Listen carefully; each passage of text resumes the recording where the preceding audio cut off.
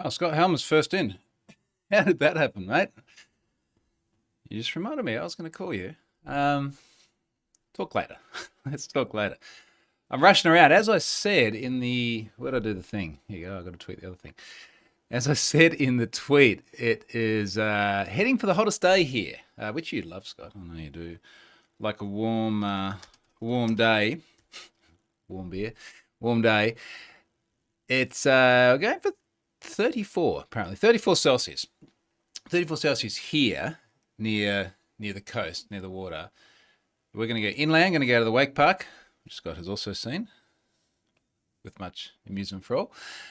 And then it gets really hot inland, so I don't know, 36, 37, something like that, which would be nice. So the aircon is cranking. It's one of those very, very summery days. Yes, half the world is in summer, whilst the other half is cold. I still seem to need to explain that to many people. Anyway, I realized just as I was putting together the list of things to talk about, the thing that I hadn't put on there, which I know Scott always enjoys as well, is the two separate SSL discussions we've had this week. So I'm going to do a sponsor thing first, and then I want to get straight into the SSL stuff, because I can't believe that we are here in 2023 still having these discussions. And they are amusing. More seriously first, sponsored by CrowdSec. Again, CrowdSec's been there a lot this year already. Gain crowdsource protection against malicious IPs and benefit from the most accurate CTI in the world. Get started for free. So CrowdSec has been very good at sourcing information intelligence from the crowd. I did manage to spend a little bit of time face-to-face with them in Copenhagen when I was there. When was that? December. And I've got a CrowdSec hoodie somewhere, which I'm definitely not wearing today, because even in my office where I just turned the aircon on, it's already 28.9 degrees Celsius. So CrowdSec does great crowdsource CTI, nice hoodies, not to be worn in the climate today. Please go and check out CrowdSec and thank them for their support of me. All right. Who else is here? Joel's here, came in second. Cam. Hey guys, Wayne, Stuart. Scott says nobody does a backflip at the wake park like I do. I think that's a reasonable thing to say. Actually, I've got to get a new board. I have two boards. I have a wakeboard park, which is a bit more flexible and a bit shorter and a bit wider. Has no fins, so you can go and play on the jumps and things. And I have a board I use behind the boat, which is stiffer and more fins and meant for carving harder and jumping higher. And I discovered a few weeks ago that the one for behind the boat has a big crack through the middle of it, which is end of life for that board, which it kind of felt like I was getting end of life for anyway. Anyway, I get a new board for the boat today from the wake park, because that's where the shop is. So, wakeboard today at the park. And if I can talk the family into going out on the boat tomorrow, then I get a wakeboard on the boat with my very, very shiny new board. I'll share some photos. Christopher, hi Troy. First time catching one of these live streams. Heaven Poem was a freaking revelation when I found it. Thank you. Thanks, Chris. A lot of what I learned is a revelation for me as well. I'm going to tell you some of those things today, because there's something that is really, really starting to bug the hell out of me. And I do want to talk about it. First of all, speaking of having bugged the hell out of things, SSL, right. So remember when we used to have the debate about the padlock and what the padlock meant? And the padlock was green and then it wasn't green, and it said secure and then it wasn't secure. And then we'd argue about whether Let's Encrypt certs were any good and whether or not extent of validation was worth it. And I honestly don't think in the last 2 years I've had a good, robust argument with anyone about it, because we've all grown up, and we've all realized that Scott and I were right, as well as the rest of the industry is right, and we've moved on and we just don't really talk about it anymore. Until this week.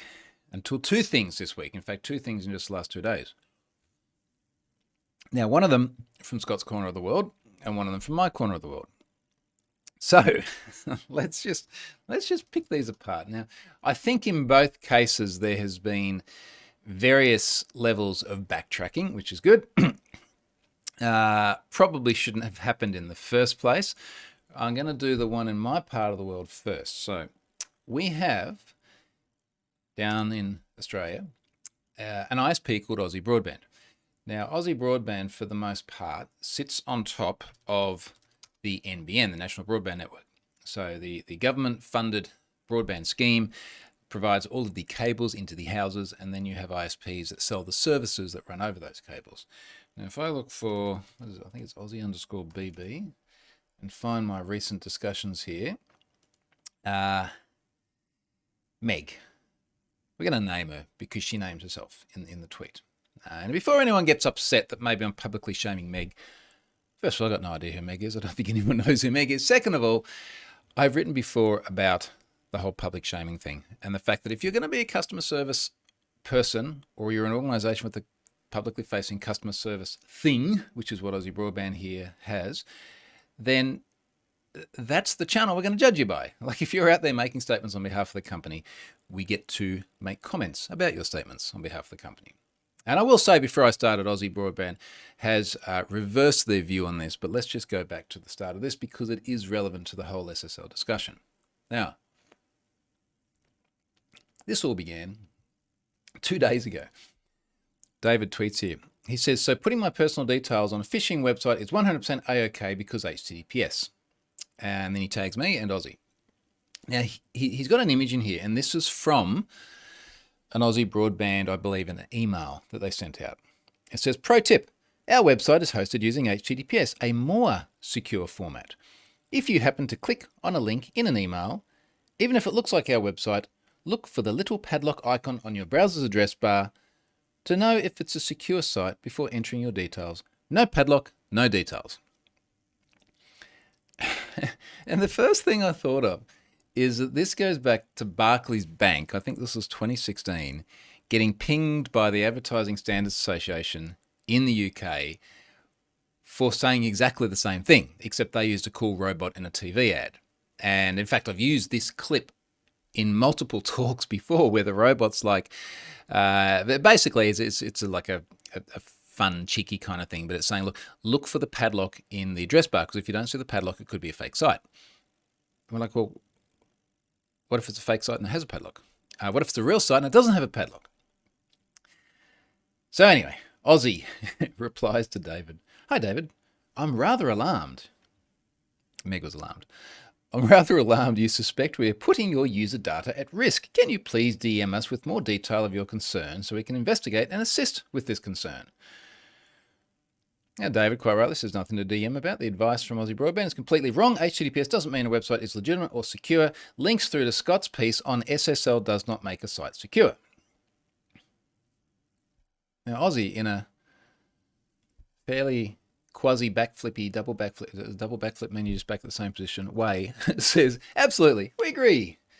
It's not a be-all to confirm it's safe, but the lack of it can be a warning flag was more the message. Apologies if that was not clear. This was more a PSA to help build skills, to help spot signs that might not be 100% legit. And this is like, you know, on the one hand, some merit to saying it could be a warning sign, but then on the other hand, saying to help spot signs that might not be 100% legit. It kind of reverses the position. That's a double backflip. And then I jump in and I'm like, look, this guidance is way off key. Zero association between the presence of padlock and trustworthiness of the site. Otherwise, you wouldn't even trust the weather, because our Bureau of Meteorology is Australia's #1 website that doesn't force HTTPS on connections. So congrats to the BOM for still being there, just literally not supporting HTTPS, which is crazy. And then Meg doubles down. And I'm going to try and say this without sounding like a dick.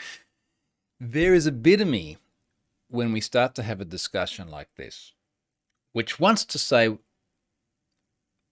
not don't you know who I am, but maybe just go and do some research and then come back and decide whether or not I'm the person you want to have this argument with. But you know what I mean? It's like this is something that both Scott and I have spent so much time talking about, writing about, engaging the community with for, I would say, particularly the last 7 years. We had our anniversary the other day. Scott and my first meeting popped up on Facebook. So to then have a customer service rep get all the facts wrong and try to educate us about how we were wrong is, I was polite. So I said, look, I'm a very happy Aussie Broadband customer. This guidance is way off key. No, we did that. No, she came back and then said, I appreciate your engagement on the topic, smiley face. She's still happy. Any details where personal data and login information is exchanged is where it becomes a risk. News sites, whether ECT, where none of this is requested, are less risky with no HTTPS. And I just went, look, you're way off key. Appreciate your engagement. I suggest taking this offline, conferring internally, revising your position. Call me if you'd like. You have my details. And then I did quote tweet the whole thread and say, look, if I have any Aussie broadband customers, can you please let me know? They have fixed it. So I was like, it's just one of those things that now is a really good time just to step away from the keyboard, have a discussion tomorrow, and then figure out perhaps what you should say about the whole thing. Now they have fixed this. Where's the latest here? Because I quote tweeted them the other day. So Aussie then come out and they did DM me as well, and they effectively said the same thing in DM. They're very nice. They said, hey Troy, yesterday in your email to customers, we meant to point out an easy identifier for a site pretending to be Aussie actually being fake, which is, it's still wrong. It's still wrong. It's wrong because it implies that you can look for the padlock next to the Aussie Broadband name in the address bar and know that the site's legit. Now, here's a good test. And I don't know the answer to this myself yet, and this is going to highlight my point. If you go to aussie-broadband.com.au and you see a padlock, can you trust the site? If you go to aussiebroadband.au, can you trust the site if there's a padlock? And I'm making these points because I genuinely don't know what the URL for Aussie Broadband is. Let's find out. If I hover over, it says, okay, no, I've got to drill into their profile. aussiebroadband.com.au, no dashes. I wonder. I mean, they've kind of acknowledged their problem anyway. Let's just see what happens. Let's just see what happens.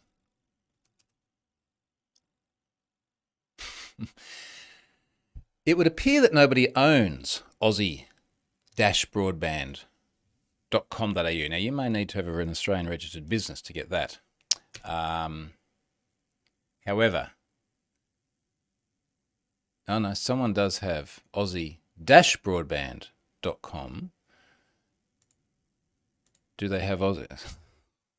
Why am I doing this? I can't help it. Nobody has aussie-broad-band.com. If somebody was to have that and put a padlock next to it, it would solve the problem because we'd all know that it would be okay. Because the point is that people are terrible at reading URLs. All of us are terrible at reading URLs because not only can we not tell homoglyphic characters from one another, but we also don't know what the correct domain is meant to be. Remember, Scott, we saw that talk from, I think it was Emily Schechter at Lokomokosek in Hawaii in 2018, and this was her talk, and it was brilliant because she's like, what's the correct domain for the Google blog? And everyone's just like, So if you go to that domain and you see a padlock and it looks like the Google blog, can you trust it? Well, no, because TLS doesn't mean trust. Let's look at the comments. Crooked says you wouldn't download a padlock.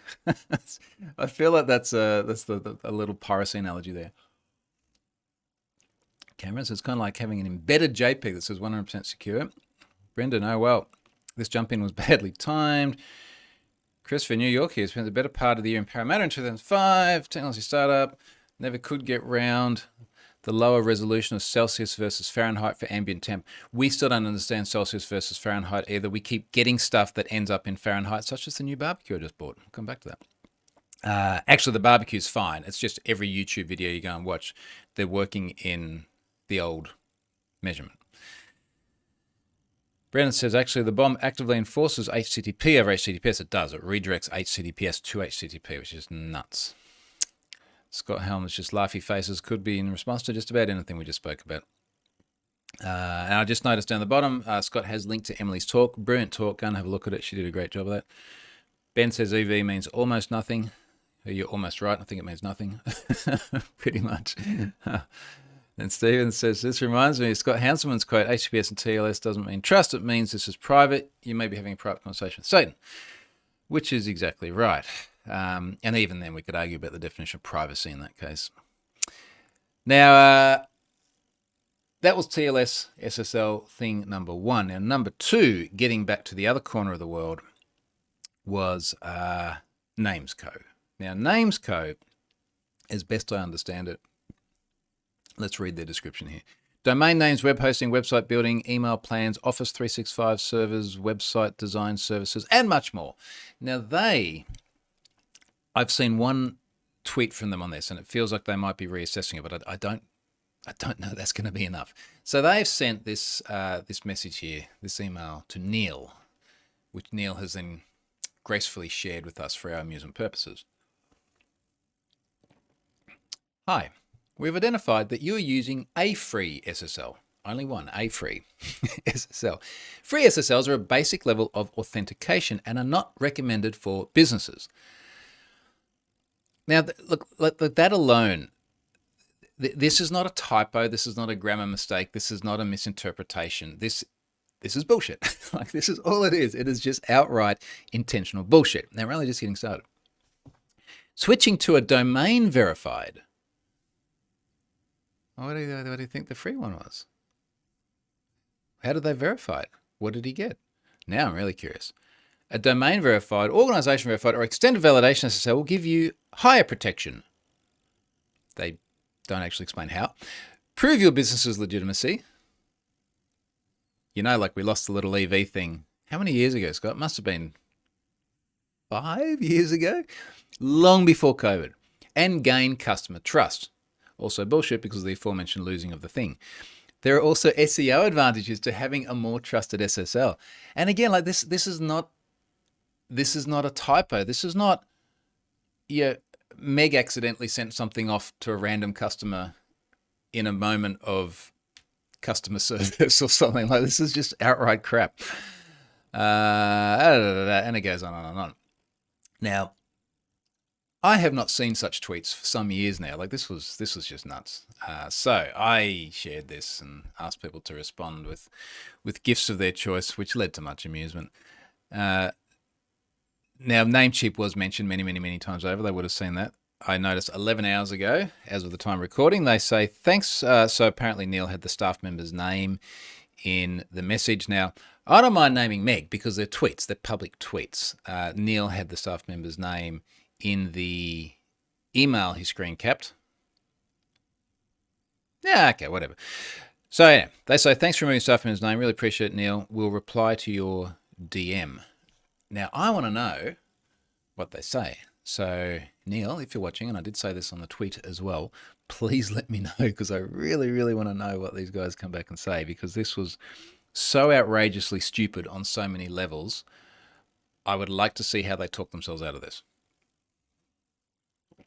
Yeah, Scott says, therefore, 4 to 5 years ago, and we lost EV in the mainstream browsers. I remember, I think it was when we were at NDC Sydney, and remember PayPal, I can't remember exactly why, but PayPal started no longer showing EV in Firefox, but it was in Chrome, or the other way around, or something like that, whilst we're at the conference. And we're like, this is freaking hilarious, because the very fact that the EV organization's name can just suddenly disappear from the browser and no one seems to really care really tells you a lot about how effective it actually was in the first place. Now I'm curious, if we go to Namesco, let's do this real time. It's almost like an unboxing, because you get like the organic reaction from me. Where are they? Oh, they've got a security section, SSL certificate section. If you want to follow along at home, names.co.uk. Peace of mind for you and your customers. They have 4 green stars out of 5 based on 3,592 reviews. Boost your Google ranking. And there was a little uptick in the SEO of having TLS for quite some time. They're not sure how relevant it is now, given that basically everyone has it. Oh, this is interesting. All right, I'm going to just drop the link here into the comments on YouTube, and you can literally go and have a look at this. So we've got Starter SSL DV for £7.42p, Professional SSL OV for $12.33, Premium SSL OV for $24.58, and Wildcard SSL OV for $48.58. Secured by Sectigo, so you know it's going to be accurate information on the page. I almost said that with a straight face. What's really funny about this is you go down and it says there's a trust and security row, and it rates. So imagine we've got 4 columns: Starter, Professional, Premium, Wildcard, and each one has a different number of padlocks. Starter SSLDV, you get one padlock. But what's better than one padlock? Two padlocks. So if you get professional SSL EV, you get two padlocks. What's better than two padlocks? Three padlocks. If you get premium SSL EV, you get three padlocks. And what's kind of funny is that as you scroll down, it's like encryption level. Starter, up to 256-bit. Professional, up to 256-bit. Premium, up to 256-bit. And you never guess what wildcard is. You get a secure seal on every one. You do not get full functional authentication, full organizational authentication on Starter, yes, because it's not OV or EV, but it also doesn't mean anything. Registered businesses only. Yeah, well, that also doesn't really mean anything. It's just such crap. Our recommendation, I've got a section here about recommendation. This can be used by anyone. Let's just find the really good bits. Professional OV. If you have a well-known or trusted... None of this makes any sense. Why are you still here? Why am I wasting time on this? And then SSL certificates explained. I think, like, what they're explaining here is kind of accurate, but it doesn't... I gotta be honest, there's a little bit of me that was hoping to see the crazy from the email on the website here as well, but not as much crazy. You get a warranty. That's crazy. Come on. Throw us a bone. There must be something. Which certificate do I need? If you simply want to provide a secure connection, we recommend a Starter SSL DV certificate, as you will be up and running under 20. Also, why are you paying £7.42p per month for SSL/TLS for something that is free? Anyway, let's see how they reply. I'll share that. Sectego ni Komodo. Yep, that's right there. Wayne says it'd be cool if you shared your browser, not your whole desktop. OBS has all the functionality. I know, but I have to be more organized than this. And then who knows what would appear. I'm in this phase at the moment where I don't think I've restarted this PC for about a month. And it feels like I haven't restarted it for about a month, but I have all my windows exactly where I want them. And I'm in the middle of about 10 different things. And I just don't know what's going to pop up where, if I'm completely honest. I could use a different machine, I guess, but anyway. But, I mean, Scott's just highlighted this is per month. This is crazy. Let's put this back into real money in Australian dollars. Now, your whatever per month, 742 per month, is that times 12 equals that. That's 80. This is like a couple of $100 a year, really? GBP in AUD, $153 Australian, which would put it at basically $100 US per year for the certificate, which they say is not very good compared to the other ones. Screw these guys. Let's move on. I want to talk about other data breaches. Okay, this is why I don't share my screen. I just found the things that people were sending me to 3D print. I'll tell you about it offline, Scott. Data breaches. So several data breaches I wanted to talk about. Which screen am I looking at? It's part of the reason I don't share screens, because I have 5,000 something pixels across, I think, because of the two wide screens and then the super wide one as well. Now, sticking with the UK theme, Planet Ice. So Planet Ice, ice skating rink or ice skating rink management was breached. 240,000 unique email addresses breached this month being January. I published on 31st Jan. That also included names, genders, and dates of birth of adults and children. Now,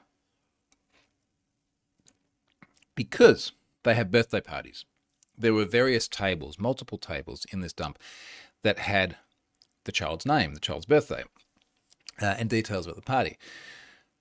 I don't disagree with having that data, because if you want to have a child's birthday party registration system, that all seems like fairly relevant information. Probably a question around the data retention policies. I didn't look at how long they'd kept it for, but yeah, they kind of needed to have that data at some point in time. But it's just always extra icky when it's kid stuff, genders as well, genders of children.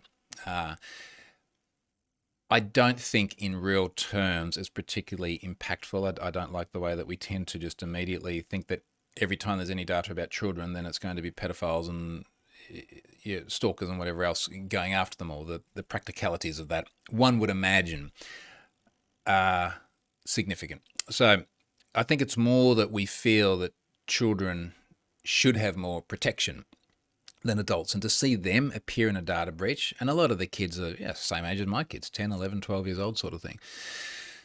So that's a bit sucky. Physical phone numbers, MD5 password hashes, good on them for that. 82% of the accounts are already in Have I Been Pwned. So inevitably the email addresses in there would have been of the adults because they're the ones organising the parties, but 82% of Planet Ice people already in data breaches. And I'm going to come back and talk about them a little bit more in a moment. Next one first. Pitt Meadows School District 42 in British Columbia. Only 19,000 records. To be honest, it was one of those ones I looked at and went, it's so small. It's obviously just students because it's got sequential numbers at domain.com or domain.ca in this case. Is it even worth it? But it had been disclosed. It was public. Sometimes that is the path of least resistance, just to pick a data breach where I don't have to do disclosure or anything like that because it's already out there and well and truly in discussion. Now, the thing that was a bit interesting about this, first of all, it's only names and email addresses, which is pretty benign. I don't think people really necessarily feel great about their kids' names and then the association, obviously, to the school being out there and leaked, but I also don't think it's particularly impactful. Likewise with the email addresses, because you could literally just enumerate them anyway. What was interesting on this one is that 0.1% were already in Have I Been Pwned. So remember, Planet Ice, 82% already in Have I Been Pwned. This one, 0.1%, inevitably because those student accounts, all but bar a very, very small number. I didn't actually look at the exact number. It must have been like 3 or something like that, are only used for the school. They don't seem to be being put in other services where they've then gone and gotten leaked all over the web. So that's a very small one. Now, let me look at what I was going to talk about today, because this now starts to get us into the less fun bit of the update today. I was going to talk about the bar. I'll come back. I'll talk about the barbecue last. We'll end on a high note. I've said the scourge of breach cover-ups. Now, I am starting to get on my high horse a little bit about organisations not disclosing data breaches. And this is starting to really bug the hell out of me, because I'm seeing it all the time. And not disclosing can mean multiple things. And I'll give you 3 different examples. Last week, I talked about the Norwegian one, which I still can't pronounce. I'm not up to that in Duolingo yet. Komplett Fritid or something like that. So it's a Norwegian store. So they had a breach in 2021. It looks like they disclosed it to the local regulator and then just never told anybody. So they may have ticked the compliance box. And it's always a little bit funny in terms of where they sit in EU. They're like not full EU, but then they pay money to get some EU benefits. Anyway, so I'm not quite sure exactly what their regulatory obligations are beyond notifying their local regulator, but they did notify their local regulator, but then they didn't tell anyone. Now, this included email addresses, IP addresses, physical addresses, and passwords stored as bcrypt or plain text. So in some cases, not particularly good protection on the passwords. Why did they not tell people? I'm going to keep asking that question, then I'll come back and I'll give you my answer. But it is what it is. So they knew about it, they disclosed it to a regulator, and then I would imagine if they did have a regulatory obligation to tell people, that probably would have happened after telling the regulator, but they didn't do it. Planet Ice. In fact, I've got a draft blog post on this, and I've got some sample tweets I'm going to read you. Planet Ice notified some people, and then they didn't notify other people. I know this because I load this to Have I Been Pwned, I send out all of the breach notifications, and then I get a bunch of people popping up going, hey, we didn't hear about this. Now I'm going to look at this draft blog post I've got here, and I'll give you an example of public tweets I've had on both these. So the Norwegian one. Someone's replied to the Have I Been Pwned tweet here and says, and they haven't bothered to inform their customers. Had to hear it from you. Shame on you, Komplett fitted. And then Planet Ice. Thank you. In quotes. Air quotes. Okay. I think it's genuine. Thank you, have I been paying for Planet Ice UK data breach info? Nice to be informed as the company hasn't told me. Now, that particular one, Planet Ice did respond to that. Hi, Philip. Thank you for your tweet. Planet Ice have issued an updated email to all customers following last week's breach. Customers should receive this within the next 72 hours. Sometimes emails can take a while, apparently.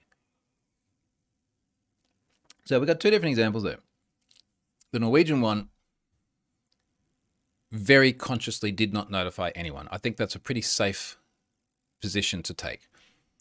Planet Ice notified a subset, whether that was conscious or whether they just didn't understand the full extent of the breach is not entirely clear. There is another one I'm dealing with at the moment, and I'm not going to name this one, but there's another one where, based on the communication I'm having with them, it seems very clear that their intention is to not notify anyone, including the regulator. And I don't want to say too much about it at the moment because right now I'm giving them rope, right? And we're just going to see how far this goes. But it is becoming evident that their desire is not to disclose at all. And that bugs the hell out of me because I'm saying to them, you've got a sizable number of people whose personal information has been taken from a system, choosing words carefully here. They have provided you with their personal information. It has been taken from a system. They do not know about it. Who's going to tell them? This is a discussion that's been going for days. This should have already resulted in notification both to a regulator and to the individuals. And I have a strong sense that they're going to do everything they can not to notify the customers. I'm kind of curious to see where this goes because sooner or later they're going to get an ultimatum. It's like either you notify people or, look at my little counter here, I've got 4.4 something million Have I Been Pwned subscribers. There will be a bunch of their subscribers in that set. I'm going to notify them. Now, if I notify them, not only are those individuals going to know about it, but there'll be a tweet about it. It will be somewhere on Have I Been Pwned. There will probably be journalists that pick up the story. There'll be individuals in there that then start sending you emails and saying, why didn't you let me know? So we can either do that or you can proactively notify them and then you get to set the narrative. There's a discussion I have a lot. I have a call with another company in about half an hour about a very large, very serious breach, which will be notifiable and it will be in the news. And I think it will be today. I think it will be within the next few hours. And they, I'm quite confident, will do the right thing and they will notify people. And the message that I'm going to give them is that when you are on the front foot with this and you are driving disclosure and when you're engaging with the likes of journalists, there's already journalists involved, you get to set the narrative. So you get to decide what is the message that we give the public, the journalists, our customers. If you do what so far this other organization is doing, which is like, we don't want to talk about this, then a combination of journalists and me will set the narrative. And I will be very transparent about what's happened. So what do you want to do? You know, find out soon, I guess. Christopher says, not sure if this is a germane to the conversation, but is the VirusTotal's URL scan still a worthwhile tool, assuming it shows a malicious result, as there is always a zero-day URL possibility? Yeah, so VirusTotal still gets used a lot. A lot of personal data ends up in VirusTotal as well. I know, because people reach out and they go, hey, look what I found on VirusTotal, which is interesting. Roland says, don't be mean, Troy. They want to make it go away, so ignoring the problem is clearly the way to go. This is a good segue. Actually, there's something else I forgot to mention. I need to put this in my notes so I remember to talk about all these things. Ubiquiti, my favorite manufacturer of networking things. I tweeted about them 1 hour ago. It's a story here in Bleeping Computer. And the headline here is, former Ubiquiti dev pleads guilty to trying to extort his employer. So that is a massive, it's a massive story. Now, we knew this already. We knew it was a former employee. We knew there there was an attempted ransom. There was the Krebs story, which then he got fairly stern emails from Ubiquity about, which we weren't real happy about. And then we kind of understood a little bit more why later on when we learned it was an insider trying to shake the company down for money and then pretending to be a whistleblower when he spoke to Krebs. Anyway, this guy, Nicholas Sharp, he's going to well and truly go to jail. There's no information here on sentencing yet. I imagine that will happen later on. But it's bad for him. Now, here's the reason why I got to this point, because I was just thinking about Roland's comment just here about wanting to make the problem go away. Ubiquity says, I'm going to read the text here from the Bleeding Computer article. Adding insult to injury, when Sharp wasn't given his ransom demands, he retaliated by causing false news stories to be published about the company. Inevitably, this is referencing the Krebs story, which resulted in his company's market capitalization plummeting by over $4 billion. $4 billion. That's a lot of billions, which is nuts. Now, the reason I raise that is obviously data breach stories have serious financial consequences. They can have serious financial consequences. Data breaches in general can have serious financial consequences. Many times, particularly larger organizations who are responsible, end up spending money on everything from incident response. And I have seen some discussion around what the likes of Mandiant will charge for incident response. And it's what I would charge too if I was in a position to do that, when they sort of own that part of the market and obviously provide a really valuable service at a time when organizations need it most. So yeah, good on Mandiant. They're making money out of the situation. But that is a very expensive process. All the other lawyers, all the other PR, everything goes around is an expensive process. All the investigation that goes into figuring out what the hell happened. And that's before we even get into the reputational damage and the potential share price loss. So here it says Ubiquity stock dropped by almost 20%, which led to financial losses of over $4 billion in market cap. Now, of course, this is just market cap. It's not necessarily real money that disappears. And I did notice that when I went through and had a look at Ubiquity's share price, it is kind of a little bit hard to spot that drop and attribute it specifically to the data breach. In fact, when I've followed through the link on here to the Google Finance page, right at the point where that drop is, where is that drop actually? It's very hard to see because it's meant to be like, when was it meant to be? Let's say January. Sharp was arrested and charged on December 21. Oh, it's January somewhere. The security incident was January 2021.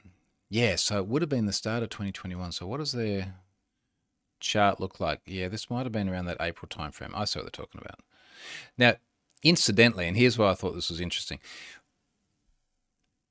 When you go to the Yahoo Finance, there's on any significant events in stock price change, they've got little markers. So March 31, 2021, Ubiquity stock is believed to be significantly overvalued.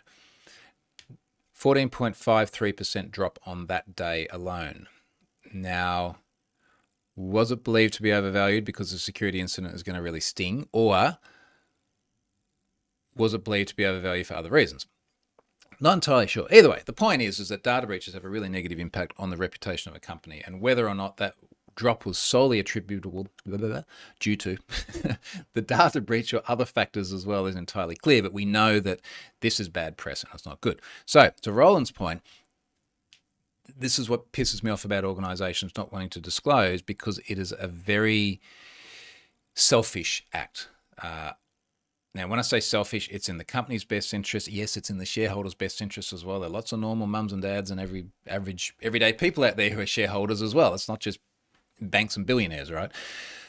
But it's not in the interest of the customers. And that's what really bugs me. Christopher says, we deployed a set of Unify Nano HDs in all our premises, checkpoint gateway based. Unify network app and a VM, love it. Once it was configured correctly with DHCP and file rules, awesome. And look, I love my Ubiquity gear as well.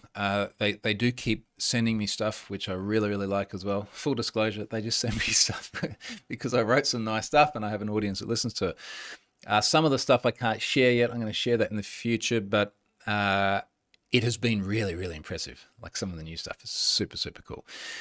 So yeah, look, I think they're a great company. They do really good stuff, and they are without doubt the most receptive organisation I do things with in terms of just sending stuff. So they've been great. But Ubiquiti, if you're listening, I would really like to have like a consumer mainstream Unify Protect solution, because I've got two sets of friends, neighbours, both wanting me to put doorbells, connected doorbells in their place, and I can't in all good conscience put anything from Ubiquiti in there, because then I need a whole Unify Protect server. So this is why I was asking the other day about doorbells, and I think they're going to get rings at this rate. So see you in Ubiquiti drone. Yeah, that'd be nice. Noel Merrigan's here. You're late, Noel, but welcome. Thanks for joining. Actually, you're in time for the barbecue. So this is the last bit I'm going to do so that we end on a happy note, and it's not all like data breaches and nasty stuff. I did get a connected barbecue, connected grill. Now, my son Ari, and I know Noel, you commented on this the other day as well, is getting very into cooking. I think it is exceptional to have a 13-year-old be keen on cooking, and we want to nourish that as much as possible. And he does seem to have developed a penchant for looking at YouTube videos of just like epic barbecue stuff. So we got a Green Mountain grill barbecue. It's a pellet grill that'll smoke the pellets, and it's just one of these things where, in my mind, it's going to sit there like all day and just cook briskets or pulled pork or something like that, and you're going to walk outside and it's going to smell epic, and hopefully it's going to be as fantastic as people seem to have implied it is. It is connected because everything's got to be connected these days. But there is relevancy to why it's connected. Being able to monitor the temperature of the barbecue, being able to monitor the temperature of the meat, both when you're nearby, it's got a little digital display on it, and when you're remote. So their value proposition is like, you can go out and take your phone with you and it will tell you, when the meat's at a certain temperature, and you can go and do stuff. I think it can monitor when you start to run out of pellets as well, because the pellets sit in a hopper and they fall down into an auger, which is like a little worm screw, which then takes those pellets into a heated rod, and that's the thing that heats them up and makes the temperature. So we're going to run that up for the first time later today. It's 7:45 here in the morning of a Friday morning. There will be photos. I'll share that on the Twitters. We're going to have to find something that's a little bit shorter to cook today, because we'll do it after he comes home from school, and I think the weekend's going to be let's set something going for 10 hours or something like that. If you have suggestions, recipes, whatever, please send those through. A number of people said there's this really epic barbecue book from, apparently there's like 24 living pitmasters or something like that. One guy's written one of those, ordered on Amazon yesterday, going to be here today, so I think that's going to be a good list to work through. There is an unofficial Home Assistant integration for it. Someone has a GitHub repository that seems to have tied into it, so obviously that's going to come down today. One more IP address is going to go into the Ubiquiti network today, and that will be good. I think that'll be really good fun. All right, what's in the comments just here? Joel says, I hope you probe the hell out of the grill's Wi-Fi smart control. I'm going to do that in my spare time, Joel. Scott says he, being Noel, probably just wrapped up his NDC talk selection. In fact, Charlotte did point out this morning that it looks like people are doing all the NDC agenda committee stuff at the moment. Incidentally, Noel, if you know the dates for NDC Sydney and Melbourne, can you please let me know? Because Jacob hasn't replied to my email asking about it, and I want to make sure I put that time aside. Scott's hoping he's not forgotten in the agendas. No one's really sure who Scott is. In joke. Ali says, Unified Dream Machine is a small baby, can handle the doorbells. Now, yes, but it's not the normal Dream Machine. There is a Unified Dream Machine with Protect. I'm trying to remember what it's called. It's not like the SE, it's something else. Unified Protect. Which one is it? I know the one you mean. It's because I have set up a normal Dream Machine for a mate of mine. It was the one that did not come with the with Protect. It is a fairly chunky unit to buy at a Dream. Actually, it's this one here because it's got the little digital display on the front. Is it the one they call the Dream Router? It does Wi-Fi 6. I know the one you mean. It again, like it's a fairly serious unit. I think there is an argument to be made for a Protect instance that can just run on a small device. So let's say a small device that takes a single hard disk or something like that. incidentally, both these friends I have set up in the Ubiquity ecosystem. So my friends over here, who Scott and Niall know very well now, they're the older couple, they run Amplify. So I set them up on Amplify, probably 5 years ago or something like that. Friends over here, they run Amplify Alien, which looks super, super cool. So they're in the Ubiquity ecosystem already. I don't really want to go and have to get them a Dream router, is the right word, the Ubiquity Dream router, which would then replicate a whole bunch of stuff they've already got just in order to get them Protect. So there's that. Brennan saying Ring doorbell, or you're asking and then saying yes. Based on research, I think this is the best thing for that audience. Research to date. Thomas says, hook the barbecue up to Home Assistant and do some crazy automations. Yep, well, I probably said that after you messaged that. Stephen says, your Wi-Fi network must be nice and big. Well, keep in mind, it's daylight at the moment, which means that the power to a lot of the connected lights has been turned off, and we're not actually seeing all the IP addresses. Let's have a look. What's my network telling me?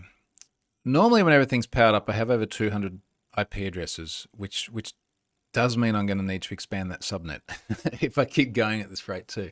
I think I'm just like slipping in to the 250 odd IPs that I can have within that single subnet at the moment. But yes, there's a lot of stuff there. What else is on here?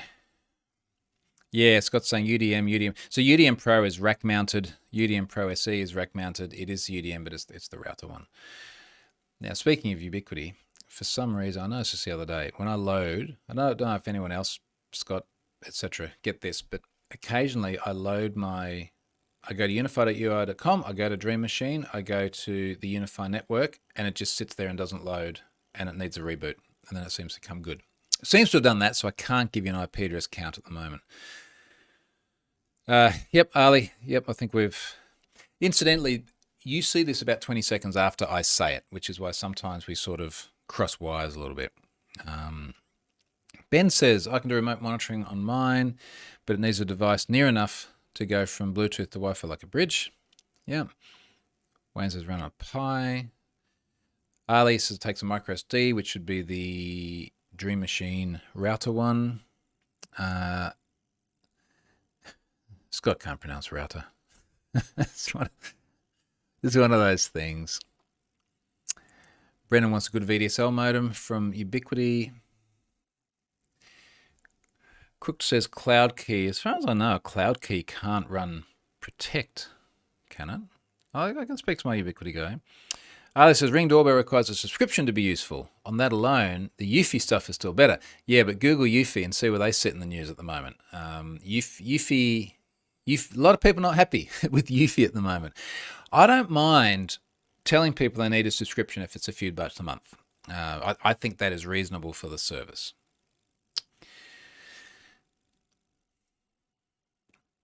Scott's asking why load the cloud portal to access the local interface. Usually because it lets me see the other instances that I manage as well. But I can just go to 192.168.1.1 and we'll see if it loads, so long as it doesn't autocomplete to my Octoprint instance.